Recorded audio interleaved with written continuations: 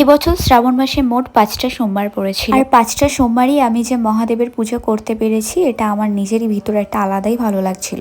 কারণ এবছর শিবরাত্রিতে আমি পুজো করতে পারিনি। প্রত্যেক বছরই আমি শিবরাত্রি করি, আর এবছর করতে পারিনি সেই কারণে যে এত মন খারাপ হয়েছিল সেটা শুধু আমিই জানি। তাই আর কি 5টা সোমবার করতে পেরেছি, তাই বেশ ভালো লাগছিল মন থেকেই।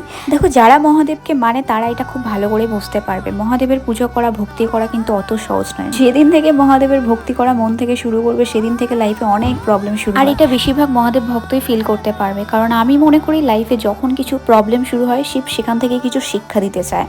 তাই জীবনে যখনই কিছু খারাপ সময় হোক, ভালো সময় হোক, যাই হোক, আমি এই মন্দিরে আসি। মহাদেব সবকিছুই দেখছেন, ভালো খারাপ, সুখ দুঃখ, কষ্ট, চোখের জল, সবকিছুই উনি জানেন। তাই শুধু ধৈর্য ধরে শুধু ওনাকেই বিশ্বাস করি, জানি সঠিক সময় হলে উনি সবকিছু ঠিক করে দেবেন। তাই যেটা আমার জন্য ঠিক উনি সঠিক সময় আমাকে দিয়ে দেবেন, যেটা পাওয়ার আমি যোগ্য সেটা আমি অবশ্যই পাবো।